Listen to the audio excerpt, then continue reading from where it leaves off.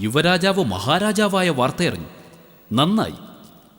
അധികാരം ഭിക്ഷ പോലെ സ്വീകരിക്കാൻ കാത്തു നിൽക്കാതെ കവർന്നെടുത്തത് വീരോചിതം. മഹാമുനിയായ അങ്ങയിൽ നിന്നും ഇത് കേൾക്കാനായത് നമ്മുടെ മഹാഭാഗ്യം. ഭാഗ്യം, അതിനും ദൃഢനിശ്ചയങ്ങൾ വേണം. അതാണ് നാം പറഞ്ഞു വന്നത്. അങ്ങ് അവിവേകം പ്രവർത്തിച്ചു.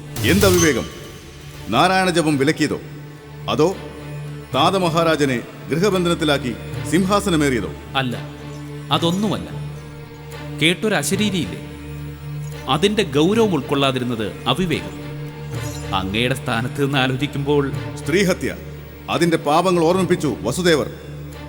പിന്നെ ഏതൊരാൾക്കും വഴങ്ങാൻ പാകത്തിലൊരു ശപഥവും. അതാ നാം പിന്തിരിഞ്ഞത്. എന്നിട്ട് ശപഥം പാലിച്ചോ വസുദേവർ? പാലിച്ചു. കൈകളിൽ ഏൽപ്പിക്കാൻ കൊണ്ടുവന്നു കടിഞ്ഞൂൽ കുഞ്ഞിനെ. വാക്കു പാലിക്കാനുള്ള മനസ്ഥൈര്യമോർത്ത് ആചാരഹിതങ്ങൾക്ക് വഴങ്ങി നാം. അനുചിതമായോ മഹാമുനെ ആ കർമ്മം? അതിനുത്തരം പറയാൻ നാം ആളല്ല. അഷ്ടമപുത്രനല്ലേ നമ്മുടെ അന്തകൻ? പിന്നെന്തിനു നാം പ്രഥമപുത്രനെ ഭയക്കണം? നാരായണ നാരായണ, അങ്ങൊന്നറിയുക, ആകാശഭാഷിതം സത്യം. കേട്ടതുപോലെ തന്നെ സംഭവിക്കും. അകക്കണ്ണാൽ നാം അറിയുന്ന നേര് മുഖത്ത് നോക്കി പറഞ്ഞാൽ ഭയക്കരുത്. ഭയമോ? ഭോജാധിപനോ? അങ്ങ് പറയണം.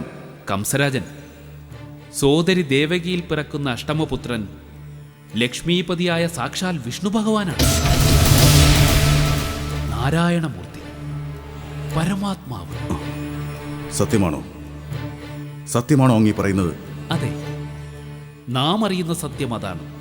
നാരായണ നാരായണ. ഇല്ല ഇല്ല, നമ്മ വധിക്കാൻ ഒരു ശക്തിക്കുമാവില്ല. കംസരാജൻ, അങ്ങങ്ങനെ വിശ്വസിച്ചില്ലെങ്കിലേ അത്ഭുതമുള്ളൂ. കാരണം അസുരകുലം കണ്ട മഹാസുരനായ കാലനേമി കഥകളിൽ അങ്ങ് കേട്ടിരിക്കാം. കംസമഹാരാജൻ, കരുത്തിന്റെ ആൾരൂപം ധരിച്ച ആ അസുരന്റെ അനന്തര അവതാരമാണ് കാലനേമി.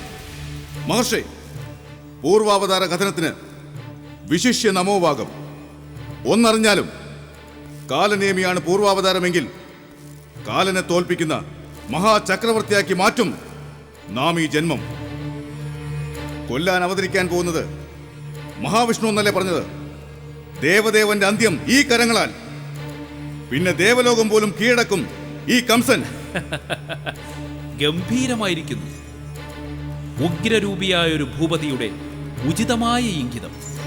അങ്ങ് ദേവനിശ്ചയങ്ങളെ പിന്തുടരേണ്ടവനല്ല, സ്വന്തം ഇഷ്ടങ്ങളെ ഊട്ടി വളർത്തേണ്ടവൻ. സ്വന്തം വിധി സ്വയം എഴുതാൻ പോന്ന മഹാതിശയൻ. നേരല്ലേ നേരല്ലേ അങ്ങീ പറഞ്ഞത്? കംസരാജൻ, ഒരു കാര്യം, അങ്ങ് ഈ പറഞ്ഞതാണ് മാർഗമെങ്കിൽ ആകാശഭാഷിത ശേഷമുള്ള അങ്ങയുടെ പ്രവൃത്തികളിൽ ഒരു പുനരാലോചന അത് വേണ്ടതല്ലേ?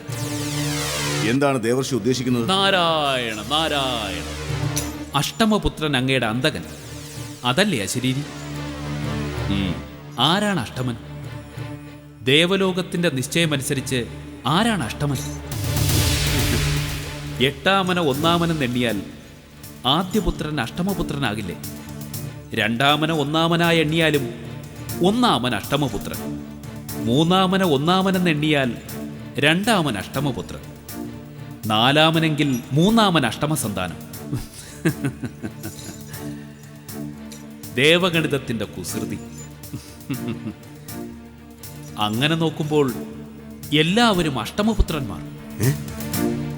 അങ്ങെന്താണ് ഈ പറയുന്നത്? സാധ്യതകൾ.